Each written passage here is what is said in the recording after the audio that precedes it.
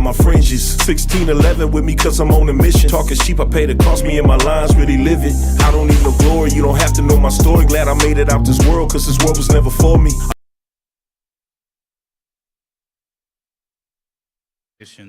Of world history. My name is Shamar Yah, and to my left, Awaria. And tonight we're going to be going into or concluding Joshua, the son of Nun. There's not a lot left of the story of Joshua, so we won't be before you too long tonight, but we're just going to get the last few pieces of the history that's written in the book of Joshua before going into, just for a quick moment, the book of Judges, and then that'll conclude tonight's lesson because Judges will be next week. So at this point, right, it's been a long journey with Joshua. It's been him receiving, you know, his role from the Most High, being the successor to Moses, right? Him leading the children of Israel, a new generation. He's not dealing with the same generation that Moses had, that had just the plethora of issues in the wilderness, right? They've already gone. Joshua has been made that mediator, and Joshua has done some incredible things, right? The Most High has used Joshua to perform some miracles. And you see so many different confirmations that the Most High was doing for Joshua as an individual and for Israel as a whole. Even times where, for lack of better words, it was just a flex, right? Just for the Most High to show not only that he is God, but that he was with our people. All praise, appreciate you. It was thing after thing, right? So now we're starting to get to more so the winding down, right? A lot of the tribes have received their inheritance. We talked about the cities of refuge. And then all of verse 21 is how land was allocated to the children of Israel. So let's pick it up at 21, and let's start at verse 43. The book of Joshua, chapter 21, and verse 43. Uh-huh. And the Lord gave unto Israel all the land which he sware to give unto their fathers. Uh-huh. And they possessed it, and dwelt therein. Go ahead. And the Lord gave them rest round about, according to all that he sware unto their fathers. Uh-huh. And there stood not a man of their enemies before them. The Lord delivered all their enemies into their hand. So again, right, the book of Joshua was a book of smiles. For the most part, with the exception of, you know, the event of Achan, it was just a book of victories, right? It was a book of the Most High coming back and being pleased with Israel, or rather Israel turning back to the Most High. It was a book of miracles and a book of faith. There were plenty of times where on paper things might have not have made sense to man, right? This massive city, right? Jericho, fortified, known to be like a really strong, powerful city, brought down with trumpets and with marching, with shouts, right? The book of Joshua shows how far the Most High was willing to fight for Israel, because we had instances where we went to war and it was more people that died of the Lord. I believe they're just called asteroids when they come into orbit. But more people dying from what you would call a supernatural cause than what Israel actually had to do in battle, right? And Joshua being able to stop the sun. Some incredible things, right? So now, just as the Lord said he would, he's given the children of Israel the land that he swore to our fathers. The children of Israel are settling in, and it said there was not one promise that the Lord made to the people that ended up being slack. Everything that the Lord said he would do, he did it. He gave the children of Israel the land, he gave them peace, and he said there was nobody that could stand up. It's one thing for us to have been free. It's another one to understand we're in the dominant position. Back in our land, back reestablishing ourselves as a nation, back living as a people in righteousness. Go ahead. Verse 45. Uh-huh. There failed not aught to any good thing, which the Lord had spoken unto the house of Israel. All came to pass. And it said, there failed not of any good thing, not one good thing, because the Most High made these promises. He gave the people assurance. He said not one of those things slacked. Not one of those things ended up having to, all of that was given to the people, right? Let's pick it up at the top of 22. Chapter 22 and verse 1. Uh-huh. Then Joshua called the Reubenites and the Gadites and half the tribe of Manasseh, Uh-huh. and said unto them, Ye have kept all that Moses the servant of the Lord commanded you, and have obeyed my voice in all that I commanded you. Uh-huh. Ye have not left your brethren these many days unto this day, but have kept the charge of the commandment of the Lord your God. Go ahead. And now the Lord your God hath given rest unto your brethren, as he promised them. Therefore now return ye, get you unto your tents, and unto the land of your possession, which Moses the servant of the Lord gave you on the other side of Jordan. So remember earlier, Joshua commanded with the other tribes because it was a conquest, right? It wasn't like all of this happened in one day, or all of this happened in an immediate fashion. It was a process of going in, conquering. Some things had to be cleaned and removed. Some things were accursed. Some things we were allowed to take the riches, and we were allowed to, increase ourselves based off of the spoils we took from these other people that were in our land. And so Joshua had charged the tribes that already were given their land earlier on that whenever their brethren were experiencing, their conquest of their sections of land that was going to be allocated to them, that you had to cross over the river and fight for your brethren. So now he's calling them and he's saying, hey, look, the job's pretty much finished. It's done. You can go ahead and head back to where you are. The Lord has given us the land. He's given us peace. Go ahead. But take diligent heed to do the commandment and the law, which Moses the servant of the Lord charged you, to love the Lord your God, and to walk in all his ways, and to keep his commandments, and to cleave unto him, and to serve him with all your heart and with all your soul. And Joshua remembered what was the most important thing in everything that was happening. We would have been nothing in that war without the Most High. We wouldn't be given this land if it wasn't for the Most High's promises. We wouldn't be back being restored even to this day if the Most High wasn't being so merciful unto Israel. So Joshua, even though he's had to have how many hats at this point, right? He was a minister unto Moses. He was a leader unto Israel. He was a prophet. He was a general. Joshua had a lot of roles to play for the reestablishing of the tribes, right? Con. And now he's finally at a point where he said, look, if I'm going to leave y'all with something as you head back to your homes and we're finally back in our land, make sure that whatever it is that you do, you serve the Lord. Keep your heart diligently with serving the Lord. Because just as easy as the Most High put us in our land, and we're not going to get too much into it tonight because it goes into Judges, it's just as easy to remove us from that land. And we know that that's not the desire of the Lord. We know that that's not the Most High's will, that we would sin against him and he has to bring forth judgment. That's not his will. His will is for us to be obedient and for us to have the relationship where we can truly call ourselves his people and he can truly call himself our God without a level of shame, without a level of,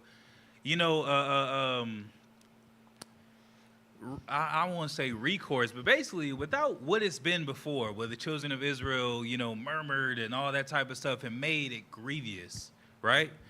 So Joshua is exhorting the people saying, look, make sure that you serve the Most High. Go ahead. In verse 6, so Joshua blessed them and sent them away. Uh-huh. And they went unto their tents. Uh-huh. Now to the one half of the tribe of Manasseh, Moses had given possession in Bashan.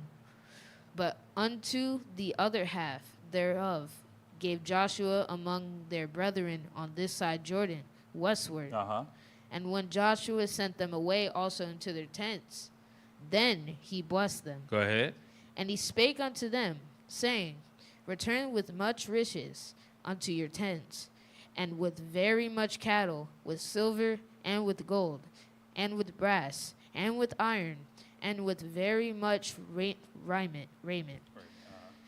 Divide the spoil of your enemies with your brethren. And look at that. So now it's a celebration. All the things that, because there weren't too many places. I think Jericho was the only place that I could recall where the Most High was like, hey, everything in this particular city is cursed. I don't want y'all to have anything to do with the inhabitants or the possessions of this city, right? And then we see that Achan disobeyed that and was made an example out of. But most of the other places, including the city that they took right after that, we were allowed to spoil. The Most High didn't mind the children of Israel having riches. He didn't mind us spoiling our oppressors and taking the very same things that they attained through our transgression or captivity or what have you, our downfall. He said, go ahead and take that stuff back. So now it wasn't like the children of Israel finally had rest and, okay, we scratching heads. What we going to do? How are we supposed to start ourselves up as a nation? We was taking spoils of the other nations. So they went with gold. They went with silver. They were coming back with cattle and livestock. So you already had some cities that were built up just ready to be inhabited, and you had the animals, the infrastructure, the money, the wealth. All of that was given to the children of Israel after these battles. So we in a good space, right? And that's all the more reason why Joshua was saying, whatever you do, because we already got everything else. We're not concerned about where the water's going to come from or the food. We're not dealing with like the same spirit our forefathers were moving in.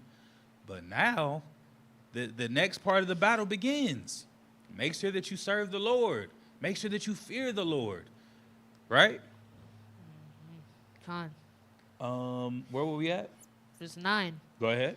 And the children of Reuben and the children of Gad and the half-tribe of Manasseh returned and departed from the children of Israel out of Shiloh, which is in the land of Canaan, to go unto the country of Gilead, to the land of their possession, whereof they were possessed according to the word of the Lord by the hand of Moses. And when they came unto the borders of Jordan, that are in the land of Canaan, the children of Reuben and the children of Gad and the half-tribe of Manasseh built there an altar by Jordan, a great altar to see to. So, well, before we even spoil it, let's read on. Go ahead.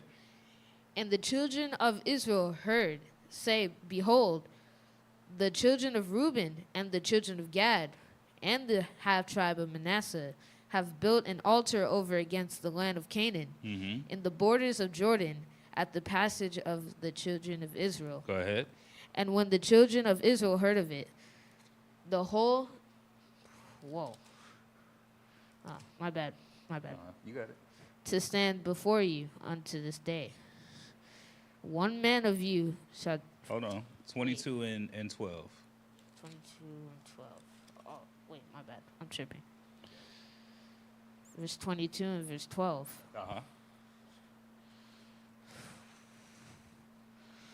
And when the children of Israel heard of it, the whole congregation of the children of Israel gathered themselves together at Shiloh to go up to war against them. And that's a beautiful thing, right? We talk about righteous judgment. They were preparing they was like, oh, wait, hold on. We just got back to the land. We done seen everything that had to happen before. They have the history. And mind you, this is the generation right after those that experienced the Exodus, and some living members, because some of them, some of them were kids. So some of them were young enough to have seen the Exodus itself, to seen the curses, come out of Egypt, live for 40 years in the wilderness, but have been young enough to make the cut to where they were still able to enter the promised land. And then they've seen these years of war. So they understood, oh man, you talking about, you building an altar? We just got here. And you building an altar? Well, altar is only for sacrifice. And the way that they see it, they're like, oh, that's not the temple, or, that's not where the Most High has instructed for us to perform our sacrifice. You must be getting ready to offer to another God. And as soon as they heard of it, everybody started grabbing their armor. Well, we just got out of war, but look like we need to go back. Because they're over there about to get ready to disobey the Lord. That's how serious we understood that it was. It was a quick response. Now we got to get up. We got to go stop them before they offend the Most High, and we all got to pay for it, right? Because we saw that with Achan. It was one, and he affected the nation, right? Go ahead. Verse 13. Uh-huh. And the children of Israel sent unto the children of Reuben, and to the children of Gad, and to the half-tribe of Manasseh, into the land of Gilead, Phinehas, the son of Eleazar, the priest. Uh-huh. And with him 10 princes of each chief house, a prince throughout all the tribes of Israel. And each one was a head of the house of their fathers, among the thousands of Israel. Uh-huh. And they came unto the children of Reuben, and to the children of Gad, and to the half-tribe of Manasseh, unto the land of Gilead. Uh-huh. And they spake with them, saying, Thus saith the whole congregation of the Lord, What trespass is this, that ye have committed against the God of Israel, to turn away this day from following the Lord, in that ye have builded you an altar, that ye might rebel this day against the Lord. So they pressed. Hey, what are y'all doing? We just got here. You building an altar? And mind you, I'm pretty sure they were telling the stories. Y'all don't remember when we got delivered out of Egypt and our people immediately built that golden calf? But they said, we're not joining you. We coming to war against you. They sent out the son of one of the priests to reason with him. Hey, man, what's going on? You know, before we go to war, let's try some diplomacy. What do you guys think you're doing? Go ahead. Verse 17. Uh-huh. Is the iniquity of Peor too little for us, from which we are not cleansed unto this day? Uh-huh. Although there was a plague in the congregation of the Lord, but that ye must turn away this day from following the Lord. Go ahead. And it will be, seeing ye rebel to this day against the Lord, that tomorrow he will be wroth with the whole congregation of Israel. So in Peor, that's where they were doing a lot of idolatry, right? Just a quick thing to read. It says, a mountain in Moab and the location of the sin of Peor, a significant event where the Israelites engaged in idolatry and immorality with Moabite women, worshiping the false god Baal Peor. So they thinking, okay, you about to go back into idolatry. We've already seen this. We already know what's going to happen if you do this. What's going on, right? Go ahead. Verse 19, notwithstanding, if the land of your possession be unclean, then pass ye over into the land of the possession of the Lord, wherein the Lord's tabernacle dwelleth, and take possession among us. But rebel not against the Lord, nor rebel against us, in building you an altar beside the altar of the Lord our God. So again, they said, man, if there's something going on with your land, or, you know, maybe you guys are thinking about offering some peace offerings and you having some issues, he said, look, we can make space for you on the other side of the river. Whatever it is that we got to do, whatever adjustments we got to make, we're a nation, we're a people, you're our brethren. We can figure it out working together. But they said, whatever you do, please just don't rebel against the Lord like this. Because the temple is over there. And the what is it called? The altar is over there. Whatever this is not of the Lord. Go ahead. Verse 20, did not Achan, the son of Zerah, commit a trespass in the accursed thing? Uh-huh. And wrath fell on all the congregation of Israel, and that man perished not alone in his iniquity. Go ahead. Then the children of Reuben and the children of Gad and the half-tribe of Manasseh answered and said unto the heads of the thousands of Israel, the Lord God of gods, the Lord God of gods he knoweth, and Israel shall know. If it be in rebellion, or if it transgression against the Lord, save us not this day, that we have built us an altar to turn from following the Lord, or if to offer thereon burnt offerings or meat offerings, or if to offer peace offerings thereon. Let the Lord himself require it. So that was the same story we're talking about with Achan. They said, look, because that put things into perspective, right? They're like, if that one man sinned and it caused all of, or the Lord's favor to be turned away from all of Israel, he said, basically put it into perspective. It's 2.5, 3.5 tribes over here. Y'all are a big portion of our nation. So if we got toe up from one guy, imagine how much judgment y'all about to bring on us with all of you engaging in it. So they responded, well, if this is wicked like you say it is, then let the Lord require it. Like basically the Most High can bring his judgment if that's really the case. But he's implying that that's not. So what was the case? Go ahead. Verse 24. And if we have not rather done it for fear of this thing, saying, in time to come, your children might speak unto our children, saying, what have ye to do with the Lord God of Israel? For the Lord hath made Jordan a border between us and you, ye children of Reuben and the children of Gad. Ye have no part in the Lord. So shall your children make our children cease from fearing the Lord. So they said, no, this isn't for... Matter of fact, let's read on before we explain. Go ahead. Chapter 26. Therefore we said, let us now prepare to build us an altar, not for burnt offering, nor for sacrifice, but that it may be a witness between us and you and our generations after us, that we might do the service of the Lord before him with our burnt offerings, and with our sacrifices, and with our peace offerings, that your children may not say to our children in time to come, ye have no part in the Lord. So they realized, man, we're on the other side of the Jordan. It's a big barrier between us. And now that things have pretty much settled in and we're not really having that need of going back and forth, there's a real possibility that our kids and our children and our generations could be forgotten because there's like a disconnection here, right?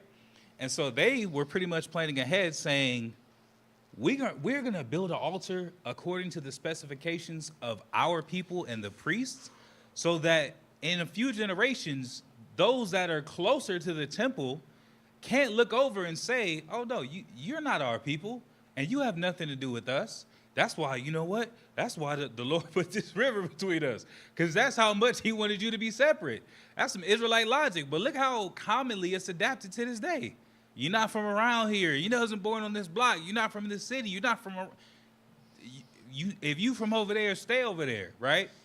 That's what they wanted to prevent. So they were building an altar to be a memorial that even in generations to come, once a lot of this has kind of been, once we put distance between this generation and these acts and the leader that Joshua was into a few generations from now with, you know, the different judges and government that Israel would have established, there would never be a way for us to become too disconnected from each other in thinking that we're not brethren. So they built that altar as a memorial. Go ahead. Verse 28. Therefore said we that it shall be, when they should so say to us, or to our generations in time to come, that we may say again, behold, the pattern of the altar of the Lord, which our fathers made, not for burnt offerings, nor for sacrifices, but it is a witness between us and you. God forbid that we rebel against the Lord, and turn this day from following the Lord, to build an altar for burnt offerings, for meat offerings, or for our sacrifices, beside the altar of the Lord our God, that is before his tabernacle. And when Phinehas the priest, and the princes of the congregation and heads of the thousands of Israel, which were with him, heard the words that the children of Reuben, and the children of Gad, and the children of Manasseh spake, it pleased them. And Phinehas, the son of Eleazar the priest, said unto the children of Reuben, and unto the children of Gad, and to the children of Manasseh, this day we perceive that the Lord is among us, because ye have not committed this trespass against the Lord. Now ye have delivered the children of Israel out of the hand of the Lord. So he said, okay, we get that. And that sufficed. And they said, okay, all right, we can put the swords back and the shields and everybody head home. It actually isn't the transgression we thought it was. We understand what he was doing. Let the Lord be with you. You know, we're in favor of this. Let's drop down to 23 and start at verse 1. Joshua chapter 23 and verse 1. And it came to pass a long time after that the Lord had given rest unto Israel from all their enemies round about, that Joshua waxed old and stricken in age. And Joshua called for all Israel, and for their elders, and for their heads, and for their judges, and for their officers, and said unto them, I am old and stricken in age, and ye have seen all that the Lord your God hath done unto all these nations because of you. For the Lord your God is he that hath fought for you. Behold, I have divided unto you by lot these nations that remain, to be an inheritance for your tribes from Jordan, with all the nations that I have cut off, even unto the great sea westward. And the Lord your God, he shall expel them from before you, and drive them out from your sight. And ye shall possess their land, and as the Lord your God hath promised unto you. So Joshua, he's an old man, right? And he's getting closer to the conclusion of his life. Speaking as an elder, he's still just exhorting the people, constantly putting it on their minds. Look, don't forget what the Lord has done. The Lord fought for you. This wouldn't have been possible if the Lord wasn't with us. So let's make sure that in everything that we do, let's keep the Lord's law, let's keep his will and his desire at the forefront of our minds because of all the goodness that he's done, right? That's right. And not only for this generation, that's quite a bit of mercy. The Lord was getting ready to be done with Israel during the time of Moses. So that's a lot of mercy to have forgiven that, to have humbled Israel, to continue to work with somebody. That's a lot of mercy. It's much easier to say, I'm just cut them off. Just cut them off, see what happens to them, and then I'll start over where I see fit. But instead, he had so much mercy, he said, okay, I'm going to keep working with y'all. That's right. I'm going to keep working with y'all. Yep. I'm going to give y'all another chance. I'm going to let, this generation, but then the kids, I'm going to work with them, build them up, start them over. I'm going to bring them up, right? Go ahead. Verse 6. Be ye therefore very courageous to keep all to do and all that is written in the book of the law of Moses, that ye turn not aside therefrom to the right hand or to the left, that ye come not among these nations, these that remain among you, neither make mention of the name of their gods, nor cause to swear by them, neither serve them, nor bow yourselves unto them. Go ahead. But cleave unto the Lord your God, as he have done unto this day. For the Lord hath driven out from before you great nations and strong. But as for you, no man hath been able to stand before you unto this day. So again, just exhorting the people, right? Making sure that we keep the Most High at the forefront of whatever it is that we do. Because even after everything, we have peace. We in our land, we're established. The Most High has fought these wars, and now because of the Most High's mercy, there's nobody that was standing against Israel. There was nobody to be concerned about. All the things that our forefathers were concerned with, right? They feared the children of Anak. They feared the city on top of the hill. They feared all these nations, and the Most High brought those nations to destruction. There was nobody that could stand before Israel now. All those things that they were concerned with, the Most High destroyed them. That's right. And now he's saying, look, just make sure that you make it rewarding to be your God. Let's obey the Lord and reciprocate, right? Reciprocate in the way that he desires us to be obedient. Reciprocate in the way that he desires us to uphold his law. Reciprocate in the desire that he has for us to not go astray, turning to the left or to the right. Go ahead. Verse 10. 1 man of you shall chase 1,000. For the Lord your God, he is that fighteth for you, as he hath promised you. Take good heed, therefore, unto yourselves, that ye love the Lord your God. He said, the Lord will have you do the impossible because he's with you and his favor is amongst you. Go ahead. Verse 12. Else if ye do in any wise go back and cleave unto the remnant of these nations, even these that remain among you, and shall make marriages with them, and go in unto them, and they to you, know for a certainty that the Lord your God will no more drive out any of these nations from before you, but they shall be as snares and traps unto you, and scourges in your sides, and thorns in your eyes, until ye perish from off this good land, which the Lord your God hath given you. So that was another thing. Not everybody was completely out of the land, right? There were a few instances where there was someone that wasn't driven out, but also we had already made a league with one of these nations that disguised themselves. So he's telling them, look, there's still some heathen out there, but make sure you stay away from them. The covenant that we made with those that disguise themselves, he said, you're just going to be the wood gatherers and the water fetchers for the house of my Lord. That's their role.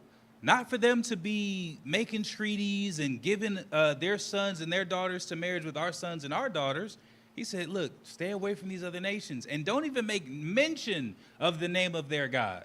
You ever had somebody you was just like, man, I don't even want to hear about them. That's how the Lord was feeling about these other gods that Israel had served prior. He said, I don't even want to hear their names. When you in the land and you have these good things happen, stay here, stay focused. I don't want to hear about them other nations and their gods and their groves and whatever else that was going on. That's in the past, and leave it there. Go ahead. Verse 14. And behold, this day I am going the way of all the earth. And ye know in your hearts and in all your souls that not one thing hath failed of the Lord, of the good things which the Lord your God spake concerning you. All are come to pass unto you, and not one thing hath failed thereof. And he said, remember, the Lord did right on his end. The Lord, he didn't slack.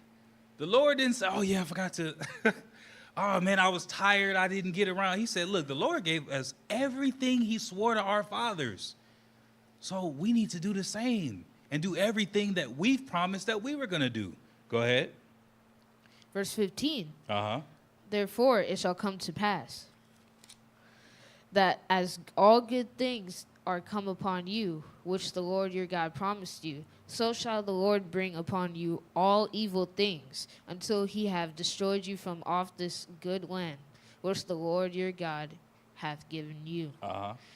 When ye have transgressed the covenant of the Lord your God, which he commanded you, and have gone and served other gods, and bowed yourselves to them, then shall the anger of the Lord be kindled against you, and ye shall perish quickly from off the good land which he hath given to you. So he understood, look, the same way that we've been given evil, that's the thing about, what do they say? All is fair in love and war. Look, when somebody love you, when the Lord, and we get that because we're just in his image. We sit up here and have love for somebody and so much an affinity of affection, and you can get hurt over and over and over, and that same love will be a resentment and a frustration. And so he said, look, the same way the Lord has showed us his love, if we transgress and start doing the things that our fathers was doing and go bow down to these other gods, you're going to see how much evil he could do too. Let's pick it up at chapter 24. And let's start at verse 1. Let's read 1 down to 7. Con. Book of Joshua, chapter 24 and verse 1. And Joshua gathered all the tribes of Israel to Shechem, and called for the elders of Israel, and for their heads, and for their judges, and for their officers, and they presented themselves before God. And Joshua said unto all the people, Thus saith the Lord, God of Israel, your fathers dwelt on the other side of the flood in old time, even Terah, the father of Abraham, and the father of Nahor, and they served each other's God. They served other gods. And I took your father Abraham from the other side of the flood and led him throughout the land of Canaan, and multiplied his seed, and gave him Isaac. And I gave unto Isaac Jacob and Esau, and I gave unto Esau Mount Seir to possess it. But Jacob and his children went down to Egypt. And I sent Moses also and Aaron, and I plagued Egypt, according to that which I did among them. And afterward I brought you out, and I brought your fathers out of Egypt. And ye came unto the sea, and the Egyptians pursued after your fathers with chariots and horsemen unto the Red Sea. And when they cried unto the Lord, he put darkness between you and the Egyptians, and brought the sea upon them, and covered them. And your eyes have seen what I have done in Egypt, and ye dwelt in the wilderness a long season. So there were a lot of times where basically he's giving a recap, right? And he's saying, remember all the things that the Lord has done. We don't like to do that in relationships. A lot of people don't like to keep record in general, but a lot of people really don't like to do that in a relationship. And it easily can get misconstrued and, feel unbalanced. He said, look, the Lord already did all these things, not only for y'all, he did these things for your fathers. Look at all these things. Israel, we tend to forget quick. We tend to wander off. We tend to disconnect. He said, remember all these things that the Lord did for you, for your fathers, for your kids, right? Right. He said, and he went all the way back from Abraham to where it all started. Go ahead. Verse 8, and I brought you into the land of the Amorites, which dwell on the other side Jordan. And they fought with you, and I gave them into your hand, that ye might possess their land, and I destroyed them from before you. Then Balak, the son of Zippor, king of Moab, arose and warred against Israel, and sent and called Balaam, the son of Beor, to curse you. But I would not hearken unto Balaam. Therefore he blessed you still, so I delivered you out of his hand. And that was the crazy part. The heathen were trying to use the children of Israel against Israel. All right, look, we want you to pray to your God to curse your own people. And he was so much of a sellout, he went and did it. But the Lord said, look, even though there were those that were amongst you, I wasn't. Or excuse me, those that were against you, I wasn't against you. He said, I didn't hear his prayer. I wasn't listening to that. Instead, I blessed you. Go ahead. Verse 11, and ye went over Jordan and came unto Jericho, and the men of Jericho fought against you, the Amorites and the Perizzites, and the Canaanites, and the Hittites, and the Girgashites, and the Hivites, and the Jebusites. And I delivered them into your hand. Go ahead. And I set the hornet before you, which drove them out from before you. Even the 2 kings of the Amorites, but not with thy sword, nor with thy bow. And look at that. He said, when those other nations came and warred with you, I sent hornets to deal with them. There were certain times we didn't even have to go in and physically war with the other nations. There were times where we didn't have to even worry about the collateral damage and, oh man, what's going to happen today? We supposed to be going over the hill and leading the charge. He said, don't worry about it. Y'all stay there. I'm going to send in some hornets. I'm going to send in these bugs and, these pests and frustrate these people and get them to a place where they want to give you that land. And then all you got to do is move in. You finding empty houses, a little bit of dust on them. All right, I can see us living here. Dang, look what the Lord has done. He said, look, always remember these things. That's why a lot of our feast days are celebrations of deliverance, right? They just talked about Passover. We headed towards dedication. I'm not going to say most, but quite a few of our feast days, I think most, low key, they're about deliverance and how the Lord heard the children of Israel and chose to deliver us out of the hands of our enemies, chose to have compassion upon us. And there were some places where we was doing right and, we're on par with what we're supposed to do. We praying for deliverance. And there were some places where we had a lot of work to do. And he said, but you still my people. I'm going to clean you up. I'm going to get you right. I'm going to dust you off. I'm going to bring you back into your own land, and I'm going to give you another chance. That's exactly what's happening here with Joshua. The first time this has happened as a nation with a mass exodus.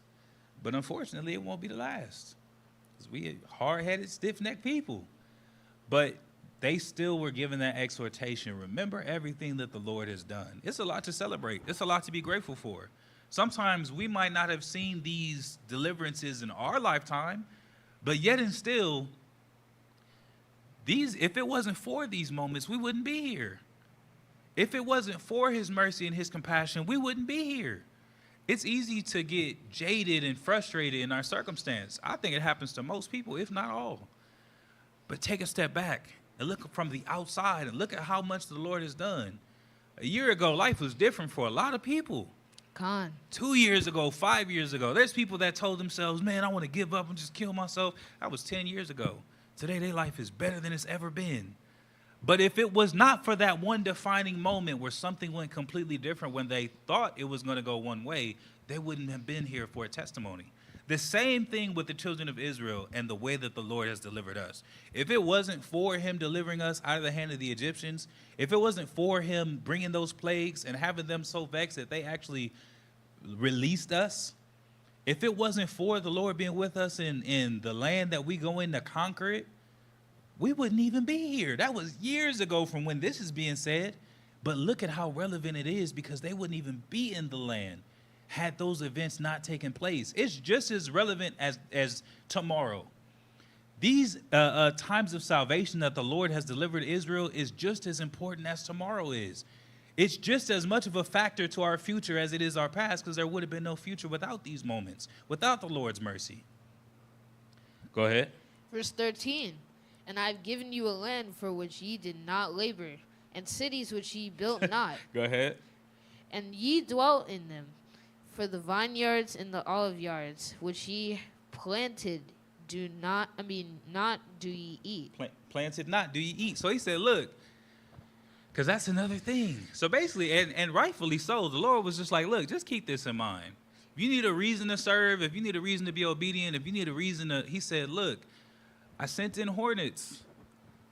And he said, not with bow nor with sword. There were some battles that weren't battles. Things that were taking place in the background that we weren't even aware of.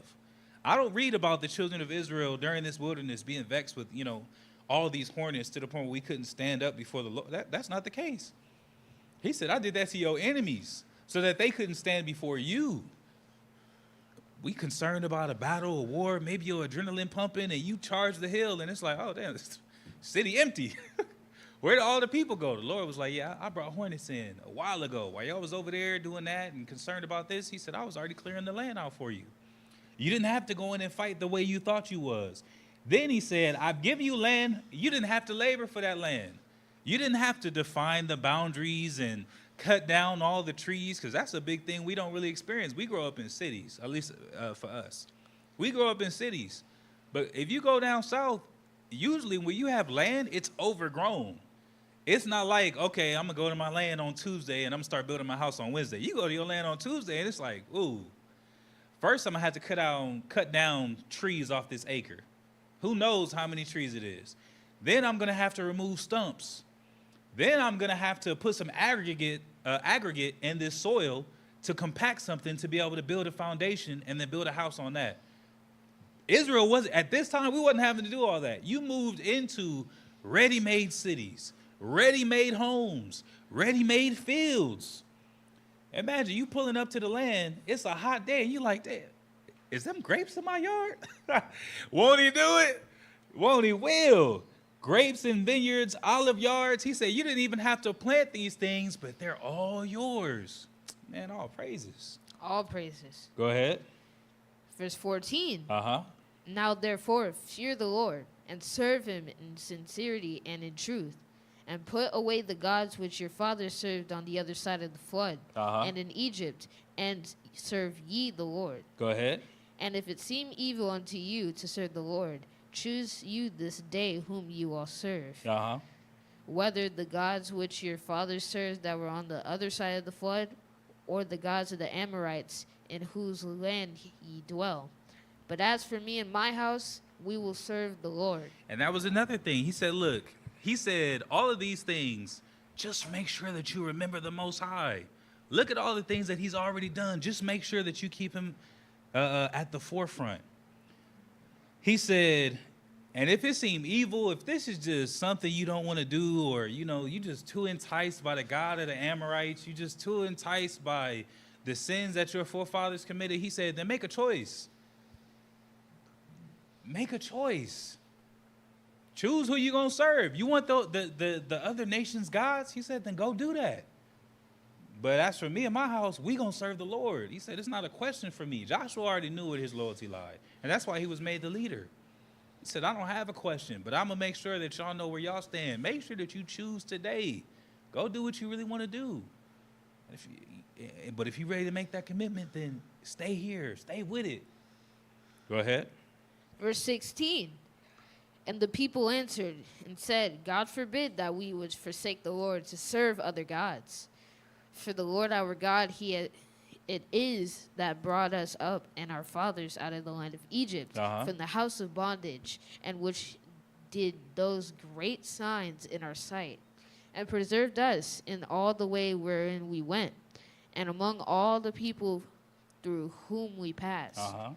And the Lord drove out from before us all the people, even the Amorites, which dwelt in the land. Therefore will we also serve the Lord, for he is our God. And Joshua said unto the people, Ye cannot serve the Lord, for he is a holy God. He is a jealous God. He will not forgive your transgressions nor your sins. Go ahead. If ye forsake the Lord and serve strange gods, then he will turn and do you hurt and consume you. After that, he will have done you good. So the people responded to Joshua, God forbid, we want to serve the Lord. This is the God that's been fighting for us. This is the God that's given us his peace. This is the God that delivered us out of the hands of our enemies. They said, we willing to serve the Lord. Absolutely. And then Joshua warns them again, well, you can't just, you cannot serve the Lord. He said, for he is an holy God and he is a jealous God. And it says, after all this good that he's done to you, don't make him turn and be frustrated and do the same level of evil. Right? Go ahead. Verse 21. And the people said unto Joshua, Nay, but we will serve the Lord. And Joshua said unto the people, Ye are witnesses against yourselves that ye have chosen you, the Lord, that ye have chosen you, the Lord, to serve him.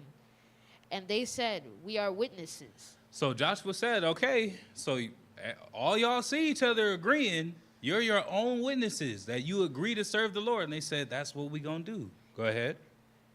Now therefore put away, said he, the strange gods which are among you, and incline your heart to the Lord God of Israel. And the people said unto Joshua, The Lord our God will we serve, and his voice will we obey. So he said, just again, all right, don't let there be any other gods in there. There were certain of the nations at this point, they were around, right? And it was always going to be a level of influence that was going to be present, or a level of potential influence that was going to be present. And he said, just pick what it is that you want to do. Just make a decision. They said, nah, whatever it is, we're going to serve the Lord. Go ahead. Verse 25. So Joshua made a covenant with the people that day, and set them a statute and an ordinance in Shechem. And Joshua wrote these words in the book of the law of God, and took a great stone and set it up there under an oak that was by the sanctuary of the Lord. And Joshua said unto all the people, Behold, this stone shall be a witness unto us, for it hath heard all the words of the Lord, which he spake unto us. It shall be therefore a witness unto you, lest ye deny your God. So Joshua let the people depart, every man unto his inheritance. And then he took a stone. He said, even outside of y'all, this stone is going to be here a lot longer. He said, it's also a witness, right? And that's not what the lesson is, but we know that when Yahweh Shai walked the earth, somebody was coming to talk to him, and he said if they weren't the ones that were crying out, these stones would lift up their voices. So there's obviously things that we can't see or may not be able to comprehend, but that are relevant to what it is that's happening within the spirit. He said, okay, well, then this stone is going to be a witness as well. When all of y'all are dead and gone, this stone still has its testimony. Go ahead. Verse 29. And it came to pass after these things that Joshua the son of Nun, the servant of the Lord, died, being 110 years old. And they buried him in the border of his inheritance in Timnath Sherah, which is in Mount Ephraim, on the north side of the hill Geshath. And Israel served the Lord all the days of Joshua, and all the days of the elders that overlived Joshua, and which had known all the works of the Lord that he had done for Israel. Go ahead. And the bones of Joseph, which the children of Israel brought up out of Egypt, buried they in Shechem, in a parcel of the ground, which Jacob brought to the sons of Hamor, the father of Shechem, for 100 pieces of silver, and it became the inheritance of the children of Joseph. So then they also, they got their burials and things like that in order. But the last thing, he said, Israel, verse 31, it says, Israel served the Lord all the days of Joshua and the elders that outlived Joshua. We're not going to go into it, but starting next week, the lesson is going to be on Judges. And I was going to parallel, but, Most High willing, we can all still tune in next week and follow along with the classes. Joshua left all that exhortation because there was a need, but he was still there physically with the people, as well as the elders who had seen his leadership and who had seen those miracles as well. But after he passed, and a lot of those that were witnesses of those events, you started having a lot of you start having a lot of wickedness that came from Israel, right? Those that had actually seen all these works and saw the miracles, they were gone by this point. But you know who was still there? The future, the youth, the young. That's why it was so much of a priority for us to write these things down and for them to be passed on generation to generation. Why it's so much of a priority for us to, not have them be in the background and, figure things out. Because the reality is once those that had seen these miracles were gone, it started to become slowly but surely, it devolved kind of rapidly into a free-for-all in Israel. Where everybody, all praises, everybody was doing their own thing. And that wasn't long after Joshua had passed. That wasn't long after the elders that were with Joshua had passed. It was short-lived. It was a beautiful time where the Lord was amongst the children of Israel. But it wasn't very long before the habits of Israel, the influence of the other nations, and the issues that we have experienced pretty much since our introduction into the land became relevant and became to rear their ugly heads. But all praises to the Most High Israel. I hope this has been informative. Hope this has been edifying. Please continue to tune in with us. Our next class will be Blue Strip this upcoming Friday, followed by Room 144 and Deconstruction. All praises to the Most High. With that, we say Shalom. Shalom.